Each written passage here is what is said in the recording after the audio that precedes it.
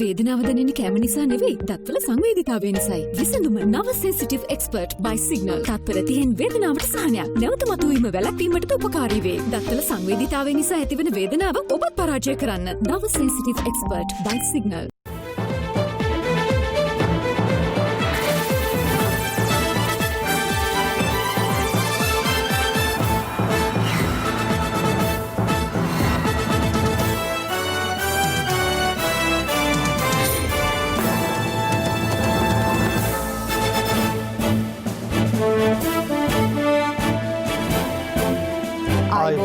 සුබ සන්ධ්‍යාවක්. සියලු සමීක්ෂණ වාර්තාවලින් නැවත නැවතත් තහවුරු කරන ශ්‍රී ලංකාවේ අංක 1 ප්‍රවෘත්ති ප්‍රකාශය. පැත්තගියත් ඇත්ත කියන හිරු සවස 6:55 ප්‍රධාන ප්‍රවෘත්ති ප්‍රකාශයේ සමගින් මම අනුරුද්ධ රත්නායක. මම ශශිකලා කඳුබඩ ආරච්චි. ප්‍රථමයෙන් ප්‍රවෘත්ති සිරස්තල.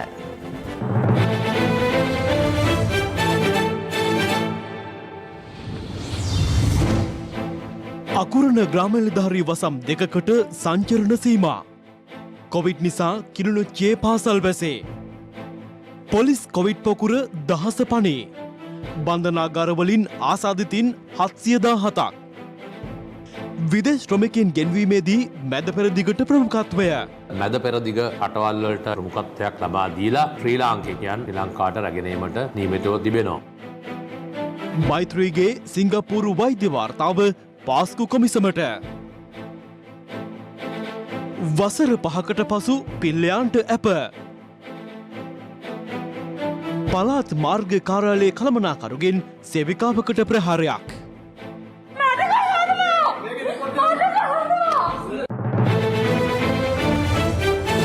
SLT වෙතින් ඔන්ලයින් ලර්නින් සහ ඔන්ලයින් වර්කින් සඳහා ඇදහිය නොහැකි ඩේටා දීමනා. GB 30ක් රුපියල් 195යි. GB 100ක් රුපියල් 490යි. අඩුම මිලට වැඩිම ඩේටා SLT වෙතින්. නවලක්ස් බියුටි ඉන්ග්‍රීඩියන්ට්ස් 7ක් සහ විටමින් E සමගින් සඳමෙන් දිතුලන මොහොනක්. නවලක්ස් වෙන වෙනම චලනය වන තල 3ක් විටමින් E හා කුමාරිකා සහිත නිසා ඉතා සමීප හා සුසිනිඳු රැවුල බෑමක්. ඔබත් අදම බිග් ෆ්ලෙක්ස් 3 සමග ප්‍රොෆෙෂනල් ෂේව් එකක් අත්විඳින්න. අලුතින් COVID-19 ආසාදිතින් 287 දෙනෙකු හඳුනා ගැනීමත් සමග මෙරට සමස්ත ආසාදිතින් සංඛ්‍යාව 20795ක් දක්වා ඉහළ ගියා. කොවිඩ් මරණ 3ක් අලුතින් වාර්තා වීමත් සමග සමස්ත කොවිඩ් මරණ සංඛ්‍යාව දැක්වෙන්නේ 90ක් ලෙසයි. දවසේ පුවත. මෙලෙස මියගිය එක් අයෙකු හෙයන්තුඩු ප්‍රදේශයේ පදිංචි අවුරුදු 86ක කාන්තාවක්. ඇය IDH රෝහලට ඇතුළත් කිරීමෙන් පසු මිය ගොස් ඇති අතර මරණයට හේතුව COVID-19 වෛරසය නිසා ඇති වූ උග්‍ර ආසාදන තත්ත්වයක් බව රජයේ ප්‍රවෘත්ති දෙපාර්තමේන්තුව සඳහන් කළා. හෝමාගම මූලික රෝහලේ දැඩි සත්කාර ඒකකයේ ප්‍රතිකාර ලබමින් සිටි මට්ටකුලිය ප්‍රදේශයේ පදිංචි අවුරුදු 60ක් වයස පිරිමි පුද්ගලයෙක්ද මිය ගොස් තිබෙනවා. ඔහුගේ මරණයට හේතු වී ඇත්තේ COVID-19 ආසාදනය නිසා ඇති වූ ලේ විෂවීමක්. කොළඹ 14 ප්‍රදේශයේ පදිංචි අවුරුදු 60ක කාන්තාවක් හෘදයාබාධයක් හේතුවෙන් කොළඹ ජාතික රෝහලට ඇතුළත් කර ඇති අතර මරණයට හේතු වන්නේ හෘදයාබාධ තත්ත්වය සහ කොවිඩ් ආසාදනය වී තිබීමයි. මේ අතර රාගම ශික්ෂණ රෝහලේදී මියගිය කොවිඩ් ආසාදිත 82 වරදී මහර බන්ධනාගාර රැඳවියාගේ දේහය පිළිබඳ අවසන් කටයුතු නිරෝධායන රෙගුලාසි වලට අනුව බටුවත් පොදු සුසාන භූමියේදී අද සිදු කෙරුණා. සමස්ත රැඳවියන් 717 දෙනෙක් කොවිඩ් ආසාදිතයන් බවට වාර්තා වෙලා තිනවා. අද දිනේ නව රෝගීන් 35 දෙනෙක් වාර්තා වුණා. විශේෂයෙන් කොළඹ ආශ්‍රිත බන්ධනාගාරවල වල විශේෂයෙන්ම නිදහස් වෙන රැඳවියන් මේ වගේ අවදානම් ආයතන වලින් අපි එකවර සමාජගත කරන්නේ. ඒගොල්ලෝ පල්ලේකැලේ එලිමහන් සින කඳවුරත් ඒ වගේම වීරවිල එලිමහන් සින කඳවුරටත් ඇතුළත් කළා. ඒගොල්ලෝ නිදහස් වෙන්න කලින් අපි PCR පරීක්ෂණය කළා. තහවුරු කර ගැනීමෙන් පස්සේ මේ කඳවුරු දෙකේ දවස් 14ක් නිරෝධායනට පත් කළා. තමයි සමාජගත කිරීම සිද්ධ කරන්නේ. මේ අතර රක්ෂිත බන්ධනාගාරගතව සිට අප මත නිදහස්ව නිවසට පැමිණි හික්කඩුව කළුවේ ප්‍රදේශයේ තරුණියෙකු දින 14ක ස්වයං නිරෝධායනයකට යොමු කර සිටියේදී එම උපදෙස් පිළිනොපැද ප්‍රදේශයේ සැරිසරමින් සිටියේදී මහජන සෞඛ්‍ය පරීක්ෂකවරුන් ඔහුට මෙලෙස දැඩි ලෙස අවවාද කළා.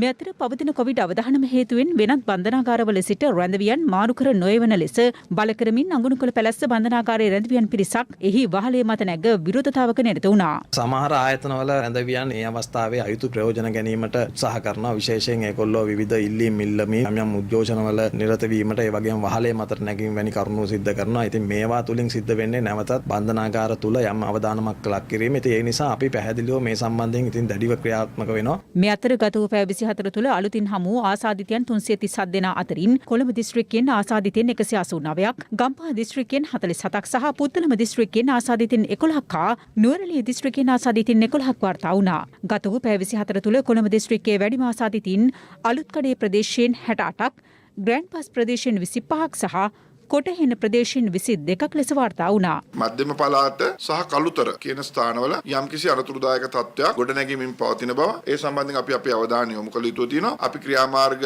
ඉතා ඉක්මනින් නොගත්තොත් නැවත පොකුරු බිහි වෙනවා කියන කාරණේ විතරක් කිය ඉන්න අපිට හැකියාවක් නැහැ. පරීක්ෂණය සිදු කර පැය 24ක් ඇතුළත පරීක්ෂණ ප්‍රතිඵල ලබා දීමේ ක්‍රමවේදයක් ඇති කළ යුතුමයි.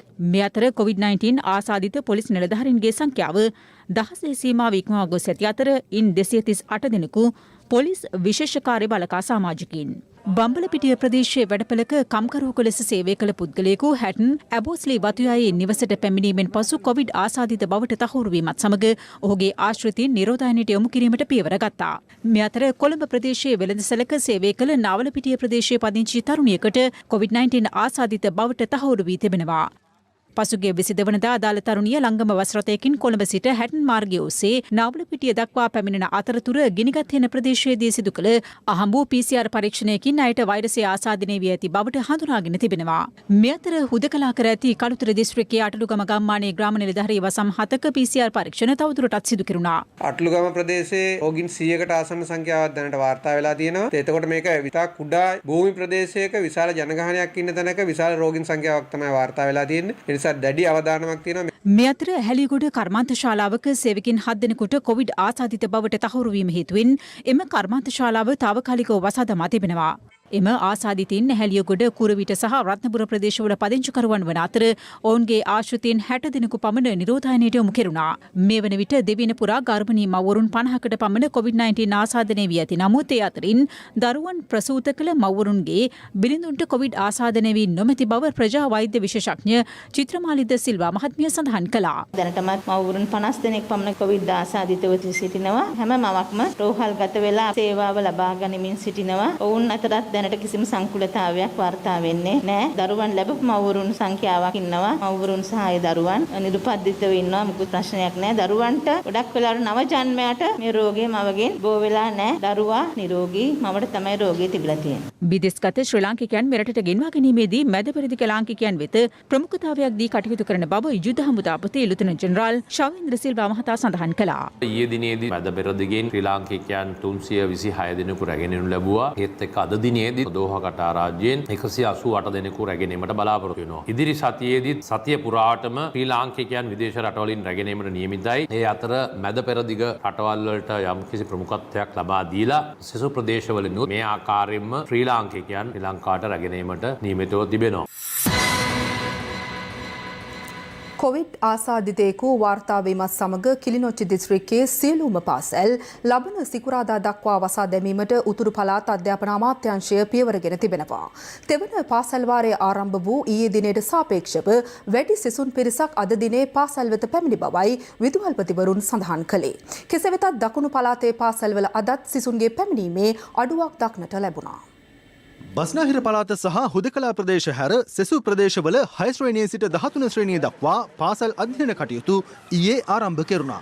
දිවයිනේ බොහෝ පාසල් සෞඛ්‍ය මාර්ගෝපදේශ අනුගමනය කරමින් පාසල් ළමුන්ගේ සෞඛ්‍ය ආරක්ෂා කර ගැනීම සඳහා ක්‍රියා කර ඇති අයුරු අදත් දක්නට ලැබුණා. ඇත්ත වශයෙන්ම මම තාත්තා කෙනෙක් හැටියට පාසල් පටන් ගත්තේ ගැන සතුටු වෙනවා. මොකද මේ අවුරුද්ද මුල්ලේම අධ්‍යාපනයේ ගොඩක් අඩුවෙන් තියුණේ. ඒකට එහෙමයි කියලා ඉතින් අධ්‍යාපනයේ කල් දාන්නත් බෑ. දැන් මේ පටන් ගත්තේ තාපොට පරක්කල පටන් ගත්තා නම් ඒක තමයි හිතෙන්නේ. ඊයේ දිනයට සාපේක්ෂව වැඩි ශිෂ්‍ය සංඛ්‍යාවක් පාසල් වෙත පැමිණි බවයි විදුහල්පතිවරුන් ප්‍රකාශ කළේ. උදේ වෙනකොට 270ක පැනලා වගේ ඇවිල්ලා ඉන්නද. ගුරුගේ පැමිණීම 90ක් විතර වගේ තියෙනවා. මට විශේෂයෙන්ම කියන්න තියෙන්නේ දරුවෝ පාසල් ලෙවන්න පාසල සම්බන්ධව සුරක්ෂිතභාවයක් තියෙනවා. ඔන්ලයින් ක්ලාස් ඉගෙන ගන්නකොට වැඩි ඉස්කෝලේට ඇවිල්ලා ඉගෙන ගන්න එක හොඳයි. සතුටුයි ඉස්කෝලේ පටන් ගත්ත එක ගැන. ඊයේ අපිට ලොකු බයක් දැනුණා ඇත්තටම. ඊයේ ප්‍රවෘත්තිභාග ප්‍රින්සිපල් කියන දැක්ක අපි 95ක් විතර ඉස්කෝලේ ආවා කියලා. එතකොට ඉතින් අපිට ඉස්කෝලෙන් බයක් නැතුව ගියා ඇත්තටම. කෙසේ වෙතත් ගුරු වෘත්තීය සමිති චෝදනා කරන්නේ පාසල් ආරම්භ කළද දරුවන්ගේ සෞඛ්‍ය ආරක්ෂාව සඳහා පහසුකම් ලබා දීමට රජය අසමත් වී ඇති බවටයි. අපි දැක්ක ඊයේ දවසේත් පාසල් ආරම්භ කරද්දී පාසල් ගණනාවක සෞඛ්‍ය ආරක්ෂිත ක්‍රමවේදයන් අනුගමනය කරන්න ඕන කරන අත්සෝදන ස්ථාර නැහැ, සනීප ආරක්ෂක ද්‍රව්‍ය නැහැ. ඒ හරහා දැඩි අසීරුවකට දරුවෝ පත් වෙලා තිබෙනවා. අධ්‍යාපන අමාත්‍යාංශ ලේකම්වරයා ඒ වගේම රාජ්‍ය වගකීම් යුතු පාර්ශවයන් දැන් කියන්නේ ළමයා පාසලට යවීම සම්බන්ධයෙන් විශ්වාසයක් ඇති කර ගැනීම දෙමව්පිය සතු එක. මහ විහිළු කතාවක් නෙමෙයි. අමතක කරන්න එපා මේක මේ රටේ ළමයින්ගේ ජීවිත සමග ක්‍රීඩා කිරීමක්. පාසල් පොකුරක් නිර්මාණය වීම වළක්වා ගැනීම තමයි අපේ එකම අරමුණ. අද දවසේ අපි පැහැදිලිවම කියන්නේ ඊයේ දවසට වඩා අලුත් වර්ධනයක් පාසල් පද්ධතියේ නැහැ. තාමත්ම කනගාටුවෙන් ප්‍රකාශ කරනවා මේ වෙලාවේ වෘත්තීය සමිති ක්‍රියාමාර්ගයන් වලට යන සහ ඒ නායකයන් කරන ප්‍රකාශයන් සම්බන්ධව මම හරි කනගාටු වෙනවා. බොරදියේ මාළු වානවා වගේ මේ අවස්ථාවක් කරගෙන දැඩි ලෙස ප්‍රතික්ෂේප කරන අතර මම හිතනවා මේ රටේ ජනතාවත් අධ්‍යාපන ක්ෂේත්‍රයේ නියැලී ඉන්න සියලු දෙනාත් මේ දැඩි ලෙස පිළිකුල් සහගතව ප්‍රතික්ෂේප කරයි. පාසල සූදානම් ඔබට ගෙන ගැනීමට අවශ්‍යතාවයක් තියෙනවා නම් පැමිණෙන්න. මා හිසනම ආචාර කරනවා ගුරු මෑණිවරුන්ට ගුරු පියවරුන්ට ඔබ ඔබේ දරුවා එනතුරු පාසලට බලා හිටියා. උතුරු පළාතේ 96ක් පාසල් 5233ක් 6 සිට 13 ශ්‍රේණිය දක්වා ඊ ආරම්භ වෙන නියමිත තිබුණා. බස්සාහිර පළාත පටන් ගත්තේ නැහැ. 96 වැඩිම 80යි අඩුම. කෙසේ වෙතත් පාසල් තෙවන වාරය ආරම්භ කිරීම යහපත් පියවරක් බව පාර්ලිමේන්තු මන්ත්‍රී රාජිත සේනාරත්න මහතා පවසනවා. රජයේ තීන්දුවක් ගත්තා මේ විදියට රට කොච්චර කල් කියලා යන්නද? කර්මාන්ත ශාලා වහගෙන, පාසල් වහගෙන, කාර්යාල වහගෙන යන්න විදියක් නැහැ. එතකොට අර ඇමරිකාවේ වගේ කොරෝනා එක පැත්තකින් අපි ඒකට මුහුණ දෙනවා, අනිත් පැත්තෙන් සාමාන්‍ය ජන ජීවිතය සාමාන්‍ය කරනවා. එතකොට ඒකෙන් තත්ත්වය නරක වෙන්න පුළුවන්. හැබැයි අපිට දිගටම මේවා වහගෙන ඉන්නත් බෑ ආර්ථිකය මත. ඒක අපි පිළිගන්නවා. ඒක හොඳ තීරණයක් හැටියට සලකන්න බෑද? හොඳ තීන්දුවක්. මෙතන හොඳ නරක තීන්දුව නැහැ. ඒ තීන්දුවේ ඵල විපාක බලන්න පුළුවන් ඉස්සරහට. මේ අතර COVID-19 ආසාදිතයෙකු වාර්තා වීමත් සමග අද සිට ලබන සිකුරාදා දක්වා කිලිනොච්චි දිස්ත්‍රික්කයේ පාසල් වසා දැමීමට උතුරු පළාත් අධ්‍යාපන අමාත්‍යාංශය පියවරගෙන තිබෙනවා. අම්බලන්ගොඩ ප්‍රදේශයේ අමුසැමි යුවලකට COVID-19 ආසාදනය වීමත් සමග ඔවුන්ගේ දරුවන් අධ්‍යාපනය ලැබූ අම්බලන්ගොඩ ධර්මාශෝක විද්‍යාලයේ සිසුන් 22 දෙනෙකු සහ අම්බලන්ගොඩ කුලරත්න විද්‍යාලයේ සිසුන් 30 දෙනෙකුද නිරෝධායනය සඳහා යොමු කර තිබෙනවා. ඒ දැරියගේ පියා ආරක්ෂකාංශයේ වැඩ කරන කෙනෙක්. ඉතින් වගකියුතු නිලධාරියෙක් විදිහට ඔහු නිරෝධායනයට ලක් වෙලා තියෙද්දි ඒ වගේම ඊයේ දිනේ PCR එකක් කරන්න නියමිතව බව දැනගෙන ඊයේ දවසේ දරුවා පාසලට එක්කන් ආපු එක ගැන ඇත්තටම අපි කනගාටු වෙනවා. පාසලේ කටයුතු හෙට දිනේත් සාමාන්‍ය පරිදි කරනවා. මේ වෙනකොට ඒ පන්තියේ ඊයේ දවසේ ඉගෙනගෙන තියෙන දරුවන් 30 දෙනෙක් පමණයි. ඒ දරුවන් 30 දෙනා සෞඛ්‍ය අංශ උපදෙස් අනුව නිවෙස්වල නිරෝධායන කටයුතු කරලා සාමාන්‍ය පරිදි අනිකුත් දරුවන්ට හෙට දවසේ මේ අතර හැටන් ප්‍රදේශ ආශ්‍රිතව පාසල් ළමුන් ප්‍රවාහනය කිරීමේදී සෞඛ්‍ය මාර්ගෝපදේශ නොතැකූ ආකාරය දක්නට ලැබුණු අතර පොලිසිය ඔවුන්ට අවවාද කළේ මෙලෙසින්. සීට් ගන්න බොරු කරන්න එපා. ඔයගොල්ලෝ වැඩිලුත් සල්ලි ගන්නවානේ. නේද? සල්ලි ගන්න. ඔය සීට් ගන්නද කියන්නකෝ. මම ඊට පස්සේ වැඩේ කරන්න බෑ. මහනුවර අකුරණ සෞඛ්‍ය වෛද්‍ය නිලධාරී කොට්ටාසේ වසම් කිහිපයකින් COVID-19 ආසාදිතයින් වාර්තා වීමත් සමග අකුරණ ප්‍රාදේශීය ලේකම් කොට්ටාසයට අයත් බුලුකොහොතැන්න සහ තෙලඹු ගහවත්ත යන ග්‍රාම නිලධාරී වසම් දෙක සඳහා සංචාරන සීමා පනවා තිබෙනවා. මීට අමතරව මහනුවර මහයාව ප්‍රදේශයේ වතු නිවාස ආශ්‍රිත ප්‍රදේශය සඳහාද සංචාරන සීමා පැනවීමට පියවරගෙන ඇත්තේ එම නිවාස ආශ්‍රිතව ආසාදිතයින් වාර්තා වීමත් සමගයි. මේ අතර හුදකලා කර තිබූ අඟුලාන පොලිස් බල ප්‍රදේශය එම තත්ත්වයෙන් මුදා හැරි බව පොලිස් මාධ්‍ය ප්‍රකාශක නියෝජ්‍ය පොලිස්පති අජිත් රෝහණ මහතා පවසනවා. කෙසේ වෙතත් එම ප්‍රදේශයේ ඇති සයුරපුර මහල් නිවාස සංකීර්ණය තවදුරටත් හුදකලා කර තිබෙනවා. අපි ඊයේ උදෑසන සිට පොලිස් බල ප්‍රදේශ කිහිපයක හුදකලා කිරීම ඉවත් කරනු ලැබුවා. ඒ ඉවත් කරනු ලැබුවේ මේ ප්‍රදේශවල ජනතාවගෙන් ලැබුණු සහයෝගය නිසා. ඒ නිසා අපි විශේෂයෙන්ම කොළඹ මධ්‍යම උතුර ප්‍රදේශ ජනතාවගෙන් ඒ වගේම හුදකලා කර ඇති ගම්පහ දිස්ත්‍රික්කයේ පොලිස් වසම් වල ජනතාවගෙන් ඉල්ලා සිටිනවා. ඔබත් නියමිත ආකාරයට නිරෝධායන රීතිවලට ගරු කරමින් සංචාරණය සීමා කරමින් රැඳී සිටින්න අපට ඉතා ඉක්මනින් පුළුවන් වෙයි ඔබගේ ප්‍රදේශයේ හුදකලා තත්ත්වය ඉවත් කර සාමාන්‍ය තත්ත්වයට පත් කරන්න. හුදකලා කර ඇති අටලුගම ප්‍රදේශයේ නිරෝධායන නීති කඩ කරන පුද්ගලයන් හඳුනා ගැනීම සඳහා ශ්‍රී ලංකා යුද හමුදා ඩ්‍රෝන රෙජිමේන්තුව මෙහෙයුමක් ආරම්භ කළා. මේ අතර මේ වන විට හුදකලා කර ඇති දෙමටගොඩ ප්‍රදේශයේ මිහිඳුසෙන්පුර මහල් නිවාස සංකීර්ණයේ ජනතාව උද්ඝෝෂණයක නිරත වුණේ තම රැකියා කරගෙන යාමට අවස්ථාව සලසා දෙන මෙන් ඉල්ලමින්.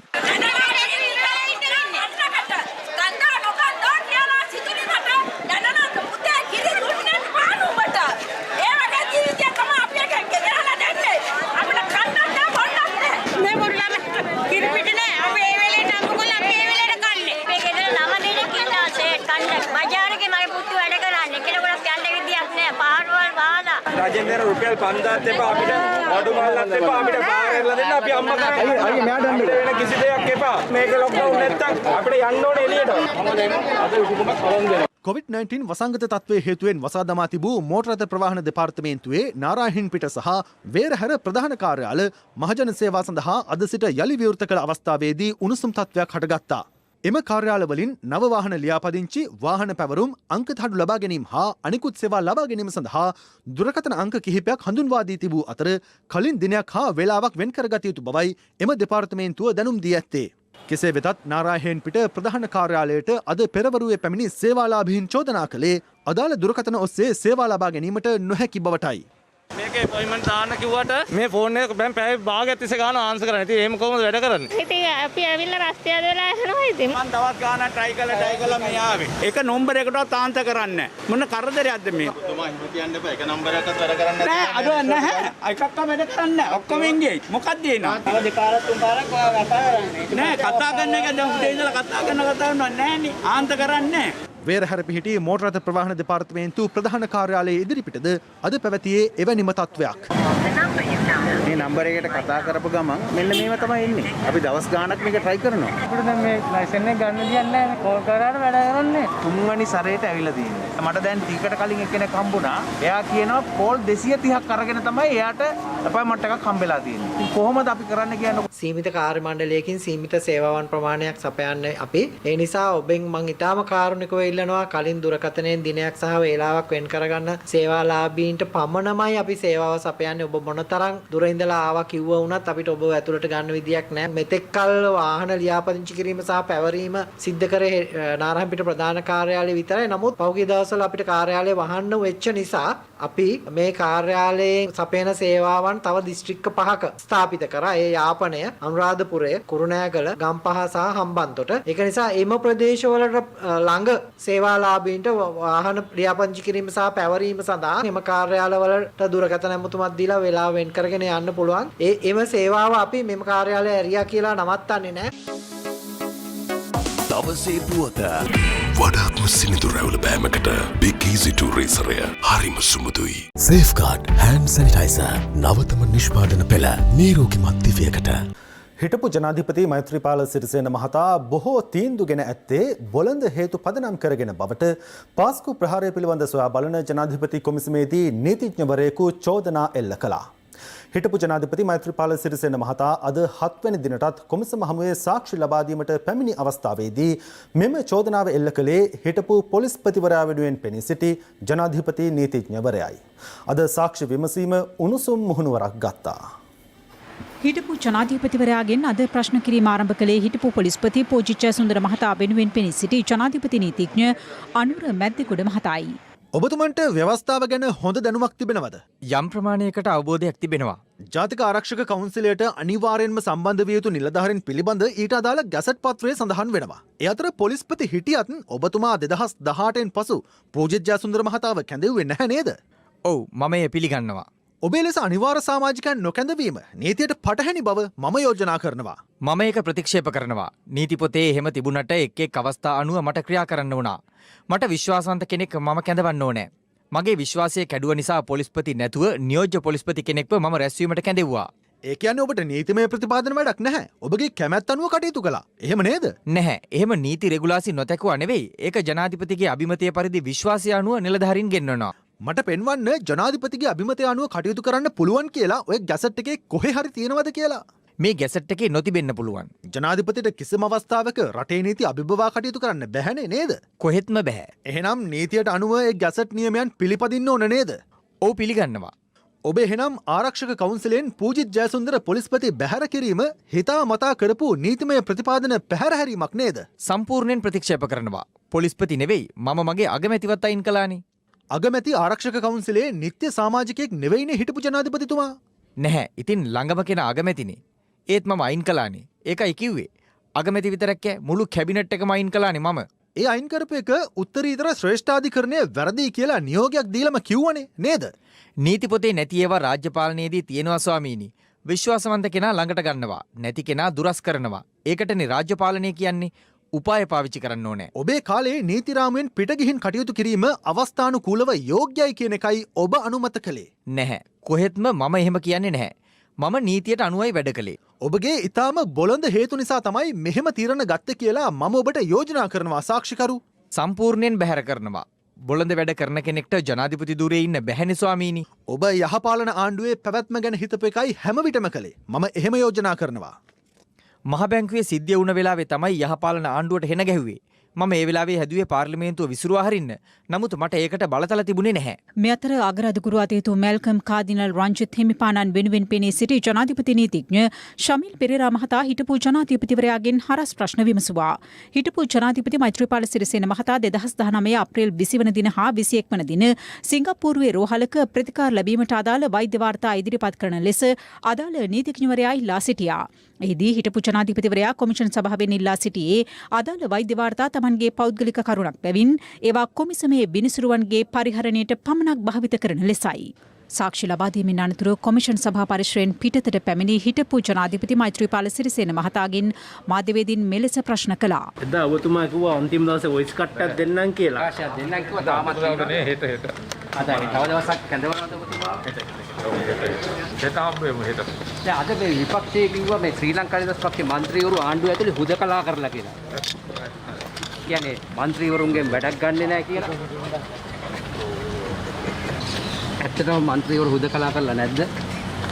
එයා ජනාධිපතිතුමනේ.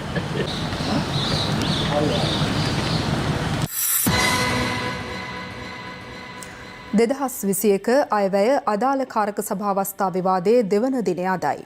අද බුද්ධ ශාසන ආගමික හා සංස්කෘතික කටයුතු අමාත්‍යාංශ ඇතුළු අමාත්‍යාංශ 4ක වැය ශීර්ෂ පිළිබඳවයි විවාදයට ගැනුණේ.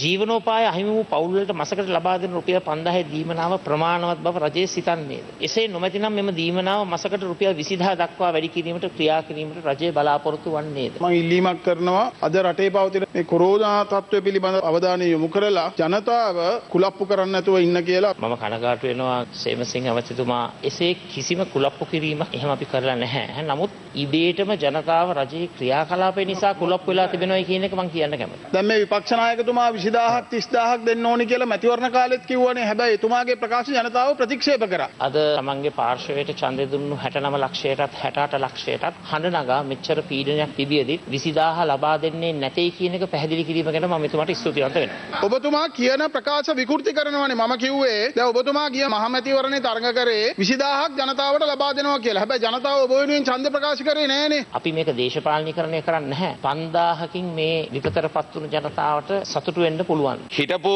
සංස්කෘතික ඇමතිවරයා විදිහට විපක්ෂ නායකතුමා පන්සල් විහාරස්ථාන වලට සල්ලි දෙනවා කියලා බෝඩ් ගහලා තිබුණා. හැබැයි ව්‍යාපෘති සිද්ධ වෙනවා දැක්කේ නැහැ. දැන් මං ඊයේ පෙරේදා ජාල් සැලුන් එක ගැන කිව්වා. ඒ සැලුන් එකේ වියදමකට ගත්තු එක හොයන්න. අයින්ට බෝඩ විපක්ෂ නායකතුමාගේ පවුලේ සමාජිකයේ පෞද්ගලික පැවැත්ම ගැන කතා කරුවා. ඒක ඉවත් කරන්න කියලා මම ඉල්ලීමක් කරනවා. අපි කිව්වේ සංස්කෘතික අරමුදලේ මුදල් අවභාවිතා වුණා. නිවාස අධිකාරියේ මුදල් අවභාවිතා වුණා. ඉංජිනේරු සංස්ථාවේ මුදල් අවභාවිතා වුණා. සේවකයන්ව වෙන වෙනවට වැඩට දැම්මා.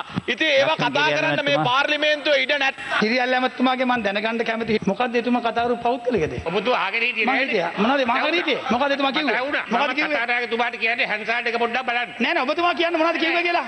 ඔය ටීවී එකෙන්ද? නෑ නෑ මොනවද කිව්වේ? ඔය ටීවී එකෙන්ද මගේ ආවුරුවර ගැන පෞද්ගලික කතා කරනවා එක වැරදි. ඒක ආණ්ඩු පක්ෂෙන්න පුළුවන් විපක්ෂෙන්න පුළුවන්. යම් යම් දූෂණ ගැන මේ ඇමතුමා එදත් කතා කරුවා. අදත් කතා කරනවා. දැන් මේ මෙතුමා කතා කරන්නේ පෞද්ගලිකයක් නෙමෙයි. සංස්කෘතික අමාත්‍යාංශයේ වැය ශීර්ෂයෙන් අගතිකර කතා කරන්නේ. කිසි පෞද්ගලිකත්වයක් නෑ. ගරු කතානායකතුමනි 2019 විතරක් බිලියන 2ක් අදිනවා සංස්කෘතික අරමුදලෙන්. හන්තාන ඉඩම් ගත්තා වගේ නෙමෙයි මේවා. බුදුන්ට අගෞරව කිරීම, මහා සංඝරත්නයට හිංසා කිරීම, බුද්ධ ධර්මයට හානි කිරීම ආනන්තරීය පාප කර්මයට අයිති වෙනවා. ගරු තුෂාර ඉන්ද්‍රනිල් මැතිතුමා ආනන්තරීය පාප කර්ම ඔබතුමාට එඩිට් කරගන්න බෑ. චතුරාර්ය සත්‍යයත් එඩිට් කරයි. ඔබතුමා නම් කළ කාරණා තුනෙන් එකක්වත් පංචානන්තරීය පාප කර්ම වලට අදාළ නැත. තමුන්නාසේ දන්න බණ තමුන්නාසේ තියාගන්න. මන් දන්න බණ මන් තියාගන්න. කවුරුරි මහා සංඝරත්නය කවුද අපහාස කරේ ගරු කතානායකතුමනි? 69ක් කිරේ දැම්මා. ස්වාමීන් වහන්සේගේ ඔලු පැලුවා. මේක කිව්ව මංගල සමරේල මුදල් ඇමතිවරයා කිව්වා තුන් වතාවක් මේක බෞද්ධ රටක් නෙමෙයි කියලා. එහෙම තමයි බෞද්ධ ආගමට අගෞරව කෙරුවේ. මේව මේ රටේ ජනතාවට අමතක වෙලා නැහැ. තමුන්නාන්සේගේ තුට්ටු දෙකේ දේශපාලනට වැටෙන්න එපා. පිරිසකාරුන්ට කතා කරලා, CID ඩිරෙක්ටර්ලාට කතා කරලා, අල්ලස් කොමිෂනට කතා කරලා ඒ කරපු අපරාධ කවදාකවත් අමතක කරන්නේ නැහැ මේ රටේ ජනතාව මතක තියාගන්න. දැන් ඉන්නේ නිකන් හරියට ගිහිල්ලා සුදු ඇඳුම ඇඳගෙන ඔක්කොම අමතක කරලා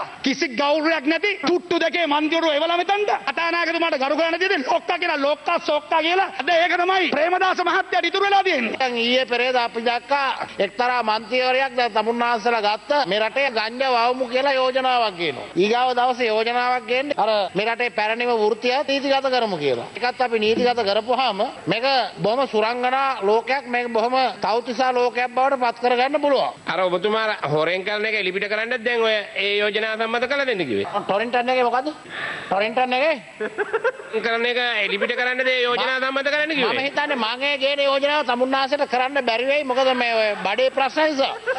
මගේ නම මෙතන සඳහන් වුණා මගේ මේ යෝජනාව හින්දා අංශවගාව ගැන. මම අද කතා කරන්න ආවේ ඇත්තටම මේකේ සයන්ටිෆික් පැත්තයි කමර්ෂල් පැත්තයි කියලා දෙන්න. හැබැයි මට කියන්න තව දෙයක් තියෙනවා. මෙතුමා සඳහන් කළා තියෙනවා පැරණිම වෘත්තියක් දැන් ළඟදීම සමහර විට නීතිගත කරයි කියලා. ඒ නීතිගත කරත් ඒ පැරණි වෘත්තිය පාවිච්චි කරන්නේ පුරුෂ පැත්තෙම තමයි. ඒකත් මතක තියාගත්තොත් හොඳයි. අපි 115ක වැට් බද්දක් ගහලා තියෙනවා සනීප ආරක්ෂක තුවාවලට. මම ඉල්ලා සිටිනවා ගරු අගමැතිතුමාගෙන් සහ ගරු ජනාධිපතිතුමාගෙන් මේක ඇත්තටම අත්‍යවශ්‍ය භාණ්ඩයක් කරන්න කියලා. මොකද මේ රටේ ජනගහනයෙන් 52ක් කාන්තාවෝ, අනිත් එක මේ ඉස්කෝලේ යන දැරිවිය 50%ක් පාසල් වලට යන්නේ නැහැ මේ ප්‍රශ්නය හින්දා. මේක සෞඛ්‍ය ප්‍රශ්නයක්. ඒ කියන විදිහට සනීප ආරක්ෂක තුවා සඳහා බද්දක් ගන්නවා නම් මට කියන්න තියෙන්නේ 1848 ටොරින්ටන් ආණ්ඩුකාරයා ඇඟ බද්ද බලු බද්ද ගත්තා වගේ මේ ආණ්ඩුව මෙන්සස් බද්දකුත් ගහලා කියන්න තමයි අපිට කියන්න වෙන්නේ. අද ලෝකයේ දියුණු රටවල් මෙය අවශ්‍යතාවයක් විදිහට සලකලා පාසල් ළමුන්ට සහ අඩු ආදායම් ලාභී කාන්තාවන්ට නොමිලේ ලබා දෙන්න පහසුකම් සපයන යුගයක මෙවැනි දෙයක් කරනවා නම් කාන්තා මන්ත්‍රීවරයෝ හැටියට අපි මේක හෙලා දකිනවා. එහෙම කිසිම වෙනසක් කළා නැහැ අපේ රජය හරහා. එහෙම වෙනසක් වෙලා නැහැ. Thank you. අවතාරයක් වගේ හිතාගන්න බැරි විදිහට පැඩ්මෑන්ගේ අවතාරය සමස්ත ස්ත්‍රී වර්ගයාටම කිසියම් උපහාසයක් එල්ල කරමින් ඇවිත් තියෙනවා. අද මේ රටේ කාන්තාවන්ටත් මේ රටේ ශිෂ්‍ය පරපුරටත් තරුණ පාසල් යන දරුවන්ටත් අත්‍යවශ්‍ය වෙලා තියෙන එක දෙයයි ආරක්ෂිතව ජීවත් වෙන්න. අනිත් ආරක්ෂිත කටයුතු අනිත් අය බලාගනි. ඒ හින්දා අද මේ ඇවිල්ලා තියෙන්නේ කාන්තාවට අවශ්‍ය වෙලා තියෙන ආරක්ෂාව ලබා ගන්න. ඒ නිසා එය අනිවාර්යයෙන්ම අපේ රජයෙන් 200%ක්ම අපි ඉෂ්ට කරලා තියෙනවා.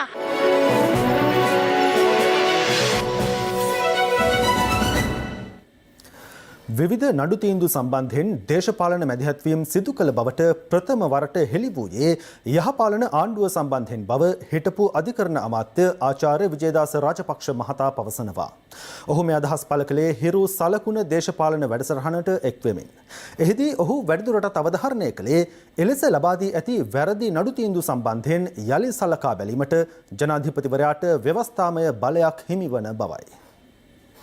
පසුගිය යහපාලන ආණ්ඩු සමය ඇතුලේ සමහරක් අධිකරණ ක්‍රියාදාමයන් සිද්ධ වෙච්ච ආකාරය මුළු රටම හඬපට ඔස්සේ දැක්ක. ඇමතිවරු කතා කරනවා නීතිඥවරුන්ට පැහැදිලිව ශානි අබේසේකර වගේ පොලිසියේ රහස් පොලිස් නිලධාරීන් හෙට දෙන නඩු තීන්දුව අද මොකක්ද කියලා දන්නවා. ඒක කොමිසමේ සභාපතිවරයා පවා කොමිසම අමුවේ කියලා තිබුණා. දැන් මේවා නිවැරදි විය යුතු නැද්ද? නීතියට අනුව තිබෙන සාක්ෂි අනුව අධිකරණය සුදුසු තීන්දුවක් දෙනවා. හැබැයි ඉතින් ලංකාවේ පළවෙනි වතාවට තමයි දැන් මේ හඬපට වගේ දේවල් ඇවිල්ලා මේ වගේ දේශපාලන මැදිහත්වීම් වුණයි කියන කාරණේ එළිදරව් වෙච්ච මේක සුවිශේෂ තත්ත්වයක්. ඒ වගේ අවස්ථාවලදී යුක්තිය සාධාරණ ඉටු කිරීමේ ඉහළම බලය ජනාධිපතිවරයාට දීලා තියෙන පොදු සමාව දීමේ බලය. ඒක ආණ්ඩුක්‍රම ව්‍යවස්ථාවෙන් දීපු බලයක්. මම අධිකරණ ඇමති ධූරය දාරපු කාලේදී මම නිර්දේශ කරා දෙන්නෙකුට එහෙම. එකක් තමයි ෆීල්ඩ් මාර්ෂල් සරත් පොන්සේක මහත්මයාට දේශපාලන පරිගැනීමක් සිදු වුණායි කියන මතය රටේ හිම මතයක් තිබුණා. ආණ්ඩුවේ තීරණයක් තිබුණා. මොකද ඒක අපි දෙන ක්‍රමයක් තියෙනවා. නීතිපතිවරයාගේ අදහසුත් අරගෙන තමයි අධිකරණ ඇමතිවරයාගේ ඉදිරිපත් කරන්න ඕනේ ජනාධිපතිතුමාට. අපි මේ වෙලාවේ එතුමාට සමාදීමේ කටයුතු කරා. ඒක සුවිශේෂ අවස්ථාවක්. ඊළඟට මඩකලුව පැත්තෙන් අපි ද්‍රවිඩ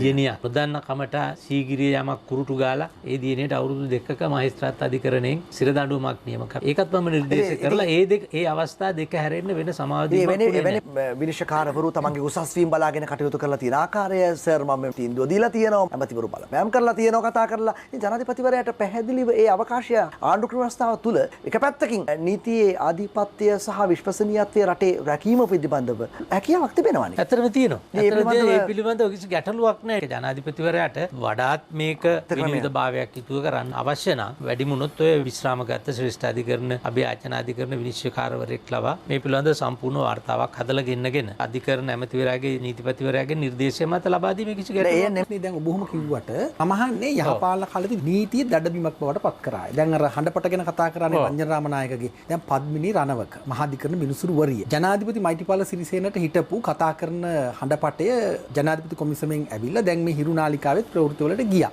දැන් මෙහෙම තත්ත්වයක් ලෝකයේ ඇතිවිලා තියෙන කලාතුරකින් ඉතිහාසයේ හොයාගෙන යනකොට හරි දුර්ලභයි. මන් දැනුමත් පළවෙනි අවස්ථාව. ඒක තමයි මේ විනිසුරුවරු තවම ඉන්නවා අධිකරණේ. ඔවුන් මේ ටිකම කරා ඉන්නේ දැන් විවිධ නඩු හරවනවා, අවභාවිත කරනවා, නීතිය නවනවා. දැන් එතන හදන්නේ කොහොමද? ඔය සිද්ධිය එළියට එනකොට එතුමිය විශ්‍රාම ගිහිල්ලා හිටියේ. එතකොට ඒ සම්බන්ධව බලතල තියෙන්නේ අධිකරණ සේවා කොමිෂන් සභාවට. ඒ රාජකාරී කාලය තුල යම්කිසි ආක්‍රමිකතාවයක් අයුක්තියක් සිද්ධ කරලා තියෙනවා නම් ඒ විශ්‍රාම ගියා වුණත් ඒ යම් තිබෙන වරප්‍රසාද ඉවත් කිරීම යනාදියට නිර්දේශ කරන්න තීන්දුව ගන්න අධිකරණ සේවා කොමිසමට බලය තියෙනවා. දැන් මෙතන තියෙන්නේ ජාම්පා චූදිතයට වෙච්ච අසාධාරණේ. ඔහු වැරදිකාරය කරලා තියෙනවා. එල්ලුම්ගහට නියම කරලා තියෙනවා. කිසිම වරදක් නොකරපු අය චූදිතේ බවට පත් කරලා චූදිතයෝ සමහරලාට එළියේ ඉන්නව වෙන්න පුළුවන්. ඒතර මේ කටයුත්ත චමුදිත වරදක් කරාද නැද්ද කියලා නෙවෙයි අදහල. වැරදිකාරයම වෙන්න පුළුවන්. හැබැයි ඒක ඔප්පු වෙන්න ඕනේ. හැබැයි ඒ ඔප්පුවීමේ ක්‍රියාදාමයේ ස්වාධීන විභාගයකින් තමයි කරන්න ඕනේ. අන්න එතනයි ප්‍රශ්නේ තියෙන්නේ. එතනයි ප්‍රශ්නේ තියෙන්නේ. ඒකට බලපෑම් කරොත් ඒක ස්වාධීන නැහැ.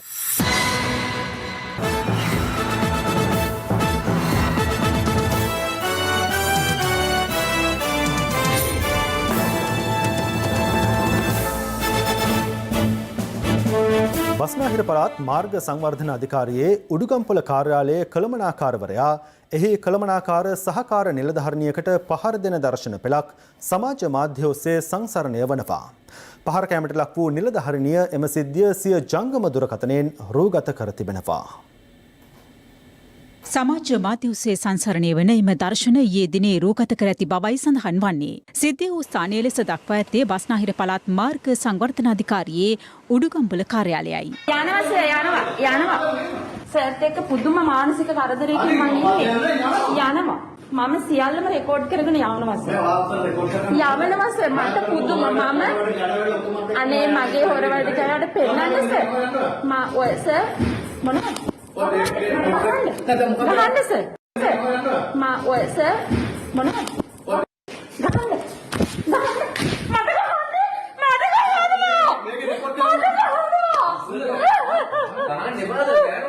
නම්බර එක කිල්ලලා මට මෙච්චර වද දෙන්නේ ඇයි? මේ මනුස්සයා මට කිව්වා. මම ඔය යනවා මානව හිමිකම් සර් හින්ද. අප බස්නාහිර පළාත් මාර්ග සංවර්ධන අධිකාරියේ උඩුගම්පොළ කාර්යාලයේ වෙත ගොස් මෙම සිද්ධිය සම්බන්ධයෙන් විමසා සිටියා.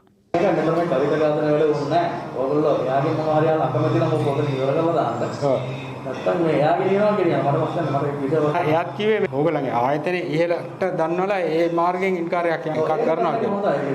මෙම සිද්ධියට මුහුණ දුන් නිලධාරිනිය ප්‍රකාශ කළේ අදාළ පහර දීම සම්බන්ධයෙන් තම ආයතනයේ ඉහළ බලධාරීන්ට දැනුවත් කිරීමට කටයුතු කළ බවයි.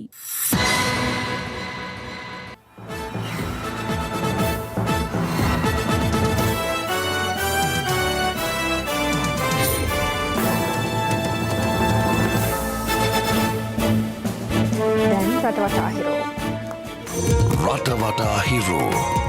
COVID-19 ව්‍යාප්තියත් සමග දුෂ්කරතා රැසකට මුහුණ පා සිටින අපේම ජනතාවගේ සුවසහනය වෙනුවෙන් ක්‍රියාත්මක රට වෙනුවෙන් හිරු සහන යාත්‍රා ක්‍රියාන්විතය යටතේ ශ්‍රී ලංකා රතකුරුස සමාජය හා එක්ව අලුත්ගම, හෙට්ටිමුල්ල, බේරුවල, පයාගල, කටුකුරුන්ද, කළුතර දකුණාදී දුම්රිය ස්ථානත් අලුත්ගම බස් නැවතුම්පල, කළුතර දකුණ බස් නැවතුම්පල මෙන්ම කඩවත බස් නැවතුම්පල විෂ බීජ හරණය කිරීමත් අද සිදු කෙරුණා. එමෙන්ම මහර සෞඛ්‍ය වෛද්‍යධාරී කාර්යාලයේ සේවකින්ට ආරක්ෂිත ඇඳුම් සහ මූ ආවරණ ලබා දීමද අද මෙලෙස ක්‍රියාත්මක කෙරුණා.